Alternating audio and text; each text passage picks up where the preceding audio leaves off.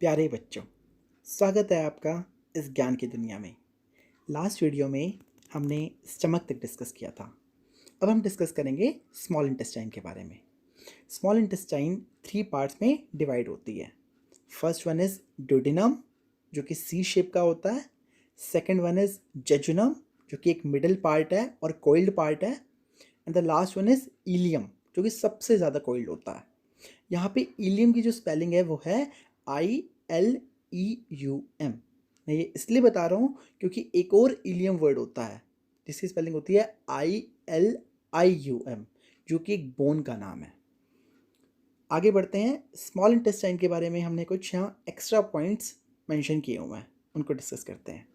तो small intestine की अगर हम बात करें, ये 6 मीटर या फिर 20 फीट लॉन्ग होती है। इसकी जो वॉल होती है, इसमें 2 तरह की मसल्स होती हैं, लॉन्गिट्यूडनल और सर्कुलर मसल्स। और सबसे सबसे ज़्यादा इम्पोर्टेंट पॉइंट इसकी ग्लैंड्स के बारे में, जहाँ से 2 बार क्वेश्चन पूछा गया है।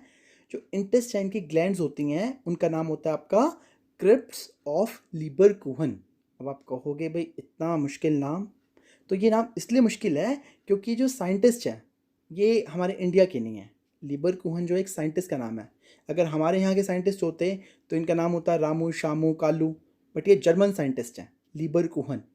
तो ये लीबरकुहन जो एक साइंटिस्ट का नाम है। और क्रिप्ट्स का मतलब क्या होता है आपका, कोई भी नैरो जो चीज़ होती है, कोई नैरो और डीप स्ट्रक्चर जो होता है उससे हम बोलते हैं क्रिप्ट्स। ठीक है।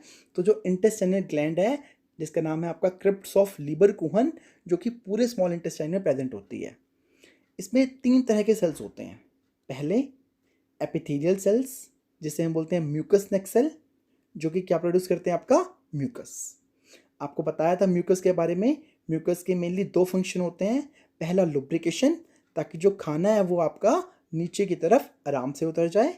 और दूसरा क्या करता है आपका ये गैस्ट्रो इंटेस्टाइनल ट्रैक्ट की जो लाइनिंग होती है उसको एंजाइम से प्रोटेक्ट करता है, यानी कि बचाता है। ठीक है। इसके अलावा दूसरे सेल्स हैं पेनेट सेल्स। पेनेट सेल क्या प्रोड्यूस करते हैं, तो ये प्रोड्यूस करते हैं आपके एंजाइम्स। कौन से एंजाइम, लाइसोजाइम। और ये सेम क्वेश्चन आपका 2 बार रिपीट हुआ है 2010 और 17 में। What does Paneth cell secrete. Answer क्या था आपका, एंजाइम्स। और कौन से एंजाइम, लाइसोजाइम।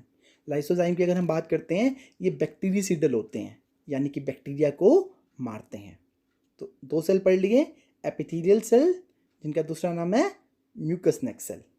सेकंड सेल है आपके पेनेट सेल। और थर्ड सेल है आपके अर्गेंटफिन सेल्स। अर्गेंटफिन सेल क्या प्रोड्यूस करते हैं आपका, हॉर्मोन्स।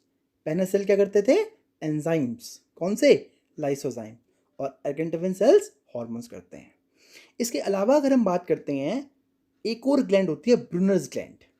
अभी आपने देखा था क्रिप्ट्स ऑफ लीबरकुहन जो है वो पूरे स्मॉल इंटेस्टाइन में है, बट जो ब्रूनर्स ग्लैंड है वो पूरे स्मॉल इंटेस्टाइन में नहीं है। वो सिर्फ कहाँ पे, आपकी फर्स्ट पार्ट में। कौन से, ड्यूडेनम में। ठीक है। और क्या करती है ग्लैंड आपका, ये प्रोड्यूस करती है म्यूकस और हॉर्मोन्स। और ये क्वेश्चन भी आपका 2 बार पूछा हुआ है कि ब्रूनर्स ग्लैंड कहाँ पे होती है और क्या प्रोड्यूस करती है। इसके अलावा अगर हम बात करते हैं, स्मॉल इंटेस्टाइन में क्या होते हैं, लिम्फोइड टिश्यू। और ये लिम्फोइड टिश्यू बिखरे होते हैं पूरे स्मॉल इंटेस्टाइन में, बिखरे हुए हैं बिल्कुल। लेकिन ये लिम्फोइड टिश्यू जो होते हैं वो एक जगह आके इकट्ठे हो जाते हैं, एग्रीगेट हो जाते हैं। और कहाँ पे होते हैं ये एग्रीगेट, इलियम में, यानी कि लास्ट वाले पार्ट में। और वहाँ पे उन्हें हम क्या बोलते हैं, पेयर्स पैचेस। तो ध्यान रखना है, लिम्फोइड टिश्यू क्या होते हैं आपके, लिम्फोइड टिश्यू आपके बिखरे होते हैं पूरे स्मॉल इंटेस्टाइन में। और ये कहाँ पे इकट्ठे हो जाते हैं, इलियम में। और क्या बनाते हैं, पेयर्स पैचेस। अब भाई लिम्फोइड टिश्यू क्या होते हैं ये भी तो पता होना चाहिए ना। लिम्फोइड टिश्यू क्या होते हैं, लिम्फोइड टिश्यू वो टिश्यू होते हैं जो कि लिम्फोसाइट्स प्रोड्यूस करते हैं, उन्हें हम बोलते हैं लिम्फोइड टिश्यूज। आगे बढ़ते हैं हम। तो ये था आपका स्मॉल इंटेस्टाइन के बारे में। आगे आपका लार्ज इंटेस्टाइन। लार्ज इंटेस्टाइन की अगर हम बात करते हैं, ये 3 पार्ट्स में डिवाइड होता है, सीकम, कॉलॉन और रेक्टम। सीकम की अगर हम बात करते हैं, सीकम आपका एक ब्लाइंड सैक होता है, छोटा सा ब्लाइंड। ब्लाइंड क्यों बोला, क्योंकि एक साइड से क्या होता है आपका, ये क्लोज होता है और सैक लाइक स्ट्रक्चर होता है। यहाँ पे क्या होते हैं आपके, सिम्बायोटिक माइक्रोब्स होते हैं। सिम्बायोटिक का मतलब जो एक दूसरे की हेल्प करते हैं। तो सीकम के अंदर क्या है आपके, सिम्बायोटिक माइक्रोब्स होते हैं। और ये क्वेश्चन भी आपका 2012 में पूछा गया है। क्वेश्चन ये था कि सिम्बायोटिक माइक्रो ऑर्गेनिज्म कहाँ प्रेजेंट होते हैं? आंसर क्या है आपका? सीकम। और सीकम से क्या होता है आपका? एक फिंगर लाइक छोटी सी प्रोजेक्शन अराइज होती है जिसका नाम क्या होता है आपका? Vermiform appendix. इसके बारे में भी हमने बताया था आपको। तो वर्मीफॉर्म अपेंडिक्स क्या आपका एक वेस्टिजियल ऑर्गन है। वेस्टिजियल का मतलब जो कि नॉन फंक्शनल, किसी काम का नहीं है, ठीक है। तो ये कहाँ से अरेज होता है आपका? सीकम से। इसके बाद कोलॉन की बात करते हैं। ऊपर गए तो असेंडिंग, फिर ट्रांसवर्स, नीचे आए तो डिसेंडिंग। 3 पार्ट्स होते हैं, असेंडिंग कोलॉन, ट्रांसवर्स कोलॉन और डिसेंडिंग कोलॉन। और फिर डिसेंडिंग कोलॉन के बाद क्या आता है आपका? रेक्टम। रेक्टम में क्या होता है आपका? जो आपका अनडाइजेस्टेड फीकल मैटर होता है, मतलब जो अनडाइजेस्टेड फूड मटेरियल होता है आपका, जो खाना पच नहीं पाता है ना, वो आपका स्टोर हो जाता है कहाँ पे? रेक्टम में। और फिर वो आपका एनस से बाहर निकल आता है। तो ये था आपका स्मॉल इंटेस्टाइन और लार्ज इंटेस्टाइन के बारे में। आगे बढ़ते हैं हम एलिमेंट्री कैनाल की वॉल के बारे में। जो एलिमेंट्री कैनाल की वॉल है, कहाँ से कहाँ तक? ईसोफेगस से रेक्टम की हम बात कर रहे हैं। तो जो एलिमेंट्री कैनाल की वॉल है ईसोफेगस से रेक्टम तक, वहाँ पे 4 तरह की लेयर्स होती हैं। कौन कौन सी? मैं बताऊंगा आपको। 4 तरह की जो लेयर्स हैं बाहर से अंदर की तरफ, मेरे साथ साथ बोलना। सेरोसा, मस्कुलैरिस, सबम्यूकोसा और म्यूकोसा। क्या नाम है? सेरोसा, मस्कुलैरिस, सबम्यूकोसा और म्यूकोसा। चलो इनके दर्शन करते हैं एक बार। ये यहाँ पे डायग्राम दिया हुआ है आपका। सबसे बाहर आप देख सकते हो क्या है? सेरोसा है, फिर उसके अंदर मस्कुलैरिस। मस्कुलैरिस के 2 पार्ट होते हैं, बाहर की तरफ लॉन्गिट्यूडनल, अंदर की तरफ सर्कुलर। तो बोलते हैं हम आउटर लॉन्गिट्यूडनल और इनर सर्कुलर। फिर क्या होती है? सबम्यूकोसा। और सबसे लास्ट में क्या होती है? म्यूकोसा। और उसके अंदर दिखा रखा है आपका ल्यूमन। ल्यूमन का मतलब जो खाली स्पेस होता है, एम्प्टी स्पेस होता है, उसे हम बोलते हैं ल्यूमन। अब इसके हम करते हैं डिस्कशन। सेरोसा में क्या होता है, मस्कुलरिस में क्या होता है, यहाँ पे आपका दिया हुआ है। तो सेरोसा की अगर हम बात करते हैं, सेरोसा सबसे बाहर वाली लेयर है और किससे बनी होती है आपकी? थिन मिजोथीलियम, या हम बोल सकते हैं एपिथीलियम ऑफ विसरल ऑर्गन्स। क्या मतलब है इसका? एपिथीलियम का मतलब क्या होता है? जो कवर करता है एक्सटर्नल या इंटरनल सरफेस को, उसे हम बोलते हैं एपिथीलियम। एपी मतलब कवर, कवर करना। किसको? एक्सटर्नल सरफेस को या इंटरनल सरफेस को। हमारी बॉडी के जो बाहर वाले पार्ट हैं या अंदर वाले पार्ट हैं, उनको जो कवर करता है उसे हम क्या बोलते हैं? एपिथीलियम। अब लिखा हुआ है epithelium of visceral organs. Visceral मतलब इंटरनल ऑर्गन्स। मतलब ये क्या करता है आपका? जो अंदर वाले ऑर्गन्स है उन्हें कवर करता है, उससे बना हुआ है क्या? सेरोसा। तो it is made up of epithelium of visceral organs. Visceral organs मतलब अंदर वाले ऑर्गन्स, एपिथीलियम मतलब उसकी कवरिंग, उससे बना होता है। और क्या होते हैं साथ में? Connective tissues. कनेक्टिव टिश्यूज क्या होते हैं? कनेक्टिव टिश्यू वो टिश्यू होते हैं जो डिफरेंट डिफरेंट टाइप के टिश्यू को जोड़ते हैं या डिफरेंट डिफरेंट टाइप के ऑर्गन्स को जोड़ते हैं, उसे हम क्या बोलते हैं? आपका कनेक्टिव टिश्यू। जो कनेक्शन का काम करते हैं, डिफरेंट ऑर्गन्स को जोड़ना, डिफरेंट टिश्यूज को जोड़ना, कौन करता है? आपका कनेक्टिव टिश्यूज। इसके बाद है आपकी मस्कुलरिस। मस्कुलरिस जो होती है आपकी, नाम से पता लग रहा है मसल्स। कौन सी मसल? Smooth muscle. 2 तरह की बताई थी, बाहर वाली लॉन्गिट्यूडनल, अंदर वाली सर्कुलर। तो आउटर लॉन्गिट्यूडनल और इनर सर्कुलर। इसके अलावा एक और मसल भी होती है आपकी, ओब्लीक। ओब्लीक का मतलब क्या होता है? तिरछी, है ना। तो ओब्लीक मसल भी होती है, कुछ रीजन्स में होती है। अभी ओब्लीक मसल कहाँ होती है तो ये जानना भी जरूरी है। ये ओब्लीक मसल होती है आपके स्टमक के अंदर। आपको मैंने बताया था स्मॉल इंटेस्टाइन में 2 तरह की थी, लॉन्गिट्यूडनल और सर्कुलर। बट स्टमक के अंदर 3 तरह की होती हैं, लॉन्गिट्यूडनल, सर्कुलर और ऑब्लिक, 3 तरह की होती हैं। अब बात करते हैं थर्ड लेयर की, दैट इज सबम्यूकोसा। सबम्यूकोसा में क्या होते हैं आपके? Loose connective tissue. Loose connective tissues होते हैं आपके। मैंने बताया था कनेक्टिव टिश्यू का मतलब क्या होता है? जो कनेक्ट करते हैं डिफरेंट डिफरेंट टिश्यूज को या ऑर्गन्स को। तो लूज कनेक्टिव टिश्यूज होते हैं। और उसके अंदर क्या होती है? नर्व्स। नर्व्स मतलब तंत्रिका, मतलब जो इन्फॉर्मेशन लेके जाती हैं ब्रेन तक या ब्रेन से लेके आती हैं, है ना, उसे बोलते हैं नर्व्स।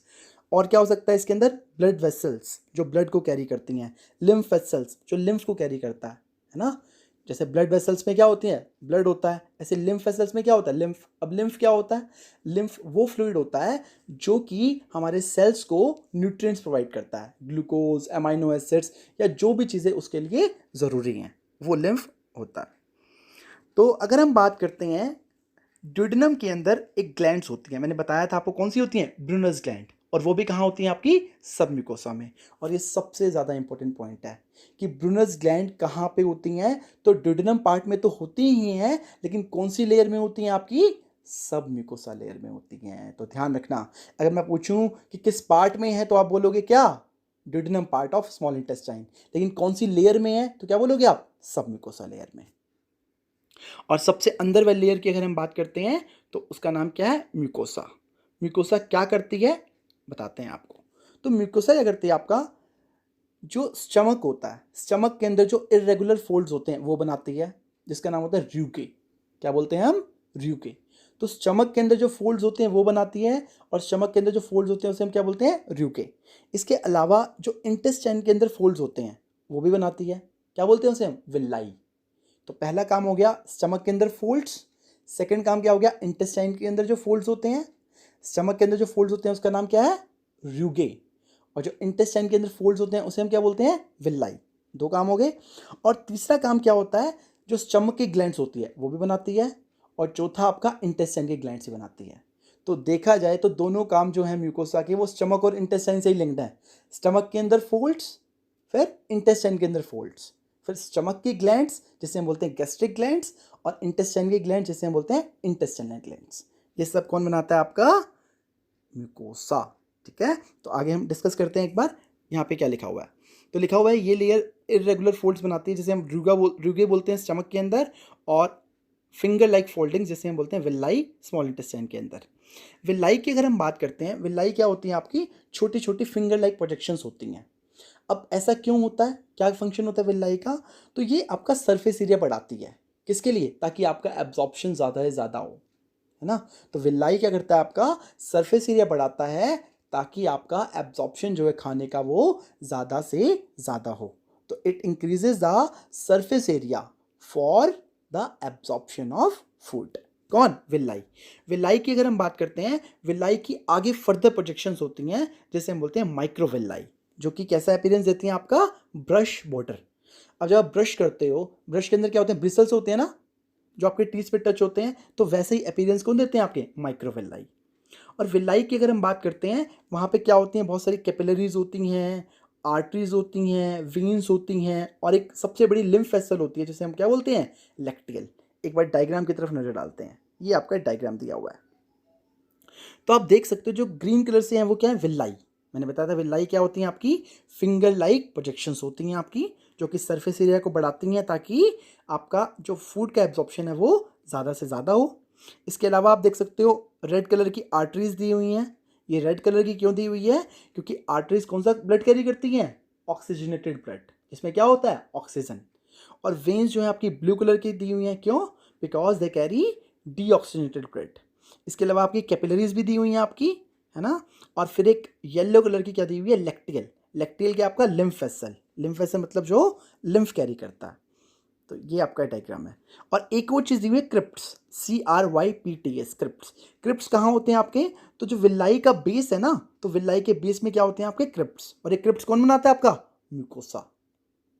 तो यहाँ पे ये चीज़ें दी हुई हैं सारी की सारी, कि भाई पहला काम क्या हो गया म्यूकोसा का, आपका स्टमक के अंदर फोल्ड्स दैट इज र्यूगे, फिर इंटेस्टाइन के अंदर फोल्ड्स विलाई, और फिर यहाँ पे दिया हुआ है गैस्ट्रिक ग्लैंड्स और क्रिप्ट्स। क्रिप्ट्स मतलब कहाँ पे है क्रिप्ट्स, आपके between the basis of villi, जिसे हम क्या बोलते हैं, क्रिप्ट्स ऑफ लिबर कोहन। तो ये चार काम किसके होते हैं, आपके म्यूकोसा के। ठीक है, आगे बढ़ते हैं डाइजेस्टिव ग्लैंड्स की तरफ। तो डाइजेस्टिव ग्लैंड्स की अगर हम बात करते हैं, तीन तरह की होती है। पहली है आपकी सेलिवरी ग्लैंड जो कि माउथ के अंदर होती है, फिर है लीवर, और लास्ट में आपकी पैंक्रियास। तो सबसे पहले हम बात करते हैं सेलिवरी ग्लैंड्स की। कितने पेयर्स होते हैं, 3 पेयर्स होते हैं, 3 पेयर्स हैं आपके। कौन कौन सी हैं ग्लैंड्स, पहली आपकी पैरोटिड, कहाँ पे होती है, चीक में, है ना। और फिर कौन सी आपकी सब मैक्सिलरी, या बोलते हैं हम सब मैंडिबुलर, सब मतलब नीचे, है ना। और मैक्सिलरी और मैंडिबुलर क्या है आपका, ये बोन के नाम है, तो उसके नीचे होती हैं। तो ये कहाँ पे होती है, लोअर जॉ में। और फिर सब लिंगुअल, सब मतलब नीचे, लिंगुअल मतलब टंग के नीचे। तो पहला क्वेश्चन ये आता है कितने पेयर्स होते हैं ग्लैंड्स के, तो 3 पेयर्स होते हैं, मतलब 6 होती हैं।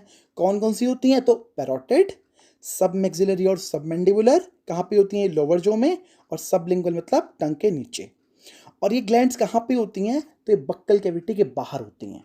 ठीक है, ये भी इंपॉर्टेंट पॉइंट है। बक्कल कैविटी के बाहर होती हैं और उनके अगर हम बात करते हैं उस ग्लैंड से डक्ट निकलती है, पाइप निकलता है, डक्ट निकलती है, और वो डक्ट कहाँ पे आती है? माउथ के अंदर। तो ऑब्वियसली जो सलाइवा होता है वो तो माउथ के अंदर होगा ना, क्योंकि जो डक्ट हो रही है वो कहाँ पे ओपन हो रही है? आपकी माउथ के अंदर। बट ये प्रेजेंट कहाँ पे है glands? Outside the buccal cavity. तो ये इंपॉर्टेंट पॉइंट है कि ग्लैंड्स बक्कल कैविटी के बाहर की तरफ है, लेकिन जो इसकी डक्ट है वो अंदर की तरफ आ रही है, और सलाइवा जो है हमारे माउथ में प्रेजेंट होता है। आगे हम बात करते हैं जो ये पैरोटिड, सब मैक्सिलरी और सबलिंगुअल ग्लैंड है, ये कितना कितना कंट्रीब्यूट करती हैं सलाइवा को।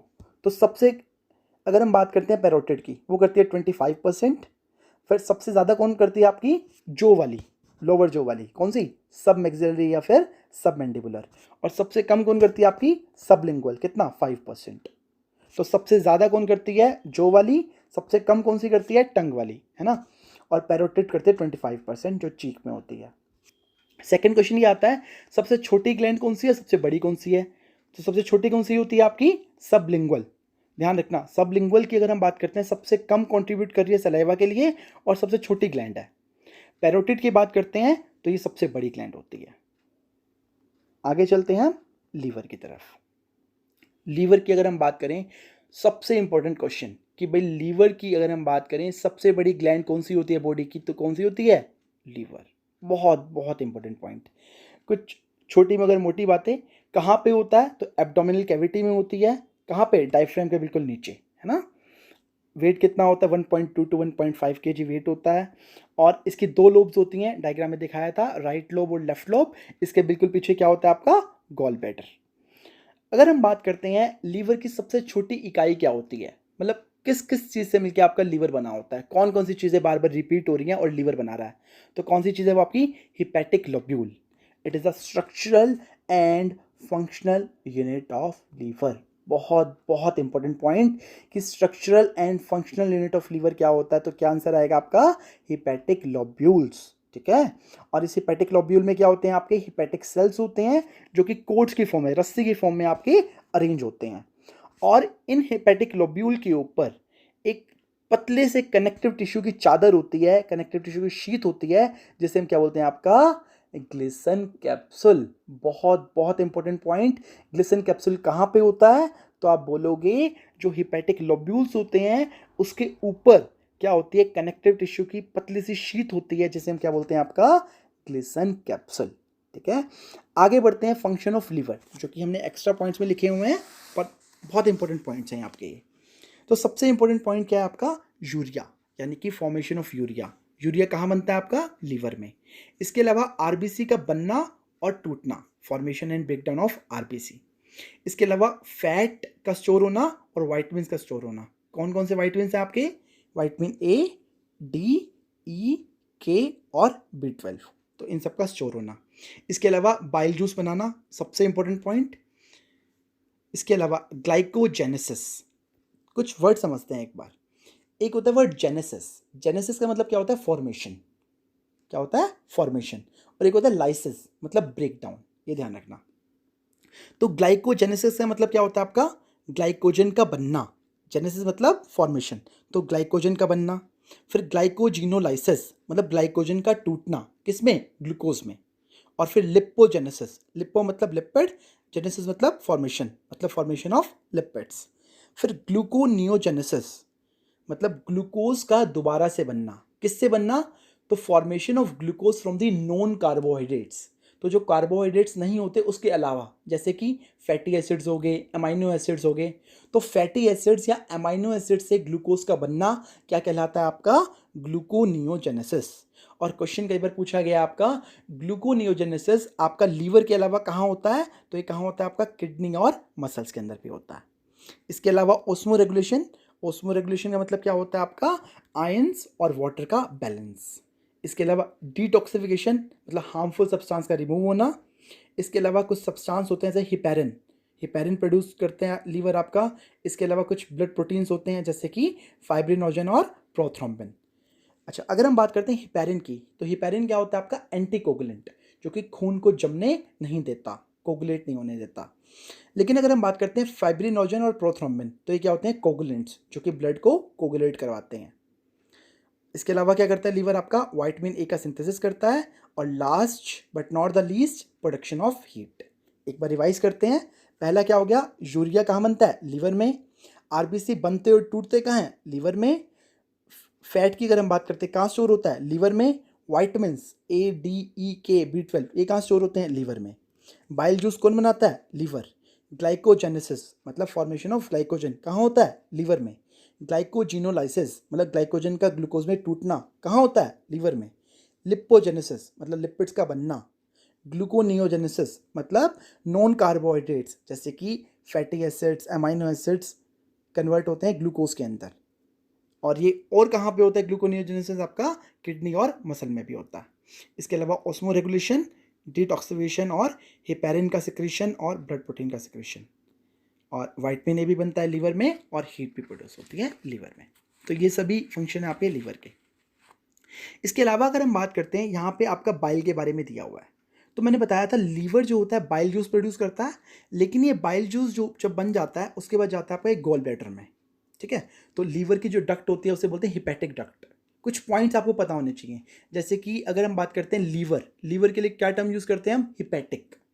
जैसे स्टमक के लिए क्या करते थे हम, गैस्ट्रिक। ऐसे ही लीवर के लिए क्या करते हैं हम, हिपैटिक। तो जो लीवर की डक्ट होती है हिपैटिक डक्ट, वहाँ से बाइल जूस कहाँ पे जाता है आपका, गॉल ब्लैडर में। और गॉल ब्लैडर में जाके क्या होता है, वो आपका स्टोर होता है और कंसनट्रेट हो जाता है। ठीक है, और अगर हम बात करते हैं गॉल ब्लैडर की डक्ट को हम क्या बोलते हैं, सिस्टिक डक्ट। ठीक है, तो लीवर के लिए कौन सा वर्ड, हिपैटिक। स्टमक के लिए गैस्ट्रिक, गॉल ब्लैडर के लिए सिस्टिक, ये ध्यान रखना। अब यहाँ पे डक्ट्स दिखाई हुई हैं जो कि बहुत बहुत इंपॉर्टेंट है, एक बार नज़र डालते हैं। डक्ट फ्रॉम लीवर, नाम क्या है, हिपैटिक डक्ट। जो लीवर से डक्ट निकल रही है आपकी, हिपैटिक डक्ट। फिर जो गॉल ब्लैडर से निकलती है उसका क्या नाम क्या है आपका, सिस्टिक डक्ट। अब जब ये सिस्टिक डक्ट और हिपैटिक डक्ट कंबाइन हो जाती है तो क्या बोलते हैं हम, कॉमन बाइल डक्ट। ठीक है, क्या बोलते हैं, डक्टस कोलिडोकस। कंबाइन होगी आपकी और फिर कॉमन बाइल डक्ट बन गई आपकी। ठीक है, अगर हम बात करते हैं पेंक्रियाज के अंदर जो डक्ट है उसका नाम क्या आपका, पेंक्रेटिक डक्ट। देख सकते हो आप, पेंक्रेटिक डक्ट। अब ये पेंक्रेटिक डक्ट और कॉमन बाइल डक्ट ये कंबाइन हो जाती हैं, यूनाइट हो जाती हैं, और क्या बनाती हैं आपकी, हिपैटो पेंक्रियाटिक डक्ट। ठीक है, दोबारा से देखते हैं एक बार। लीवर की डक्ट को क्या बोला हमने, हिपैटिक डक्ट। गॉल ब्लैडर की डक्ट को सिस्टिक डक्ट। कंबाइन होगी, यूनाइट होगी तो क्या नाम हो गया, कॉमन बाइल डक्ट।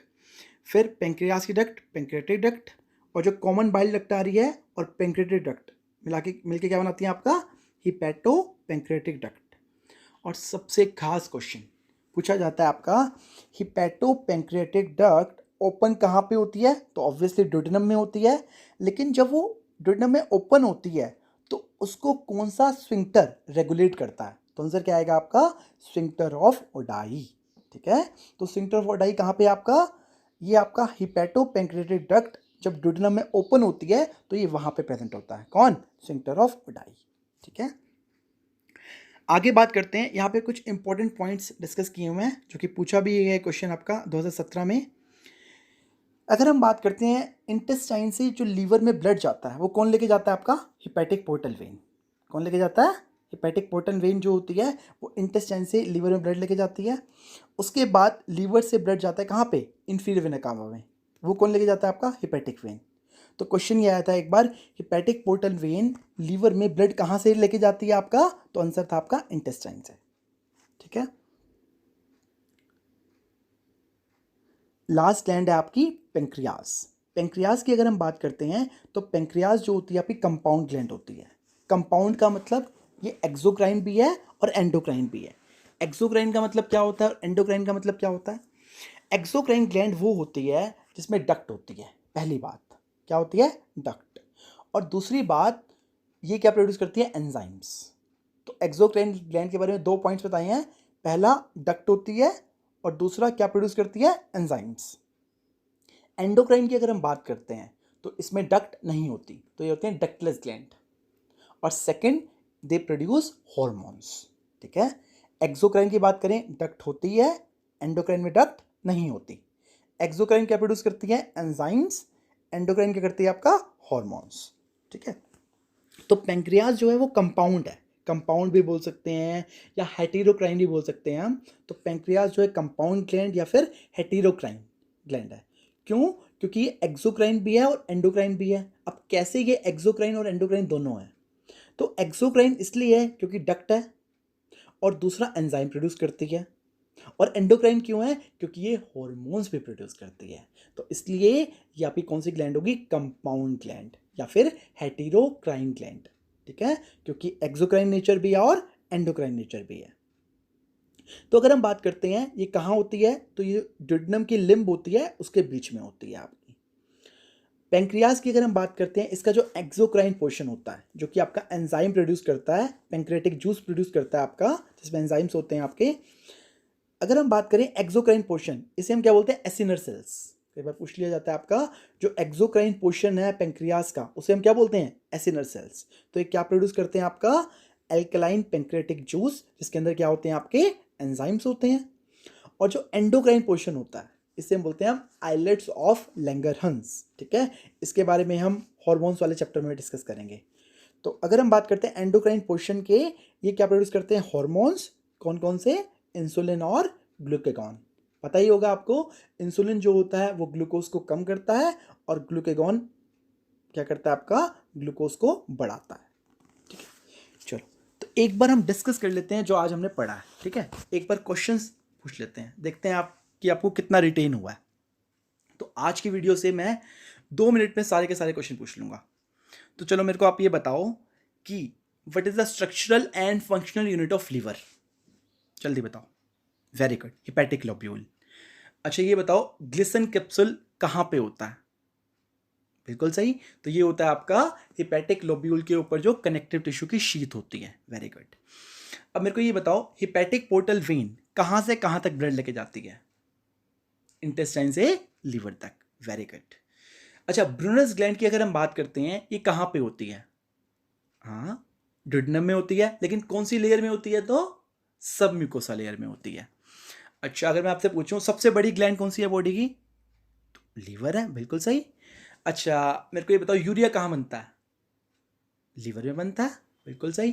अच्छा, स्फिंक्टर ऑफ ओडाई कहाँ पे होता है? हाँ, अच्छा, तो जहाँ हिपैटो पेंक्रेटिक डक्ट आपकी ड्यूडेनम में ओपन होती है। बहुत बढ़िया। अच्छा मेरे को ये बताओ, पेनस सेल क्या प्रोड्यूस करते हैं? बिल्कुल सही, एंजाइम प्रोड्यूस करते हैं। अच्छा, आप मेरे को ये बताइए, कुछ क्वेश्चन मैं पूछूंगा आपसे लास्ट वीडियो लेक्चर से। मेरे को ये बताओ कि बच्चों के अंदर कौन से टीथ नहीं होते? वेरी गुड, कौन से नहीं होते आपके? प्री मोलर्स और लास्ट मोलर। अच्छा, ह्यूमन डेंटिशन कैसा होता है आपका? थिकोडोंट, डाइफियोडोंट और हेटेरोडोंट। Very good. अच्छा मेरे को ये बताओ, ईसोफेगस स्टमक के कौन से पार्ट में ओपन होता है? कार्डियक पार्ट में। Very nice. अच्छा मेरे को ये बताओ, जो यूवुला होता है वो फूड को कहाँ पे जाने से रोकता है? नेजल कैविटी में, बिल्कुल सही। और एपिग्लोटिस कहाँ पे जाने से रोकता है? कहाँ पे? हाँ, विंड पाइप पे जाने से रोकता है। चलो, वेरी गुड। इस वीडियो में इतना ही। नेक्स्ट वीडियो में हम डिस्कस करेंगे डाइजेशन ऑफ फूड के बारे में, कि खाना एक्चुअली में डाइजेस्ट होता कैसे है। Please don't forget to share this video with your friends and especially with the students who really aspire to be a doctor. Thank you very much.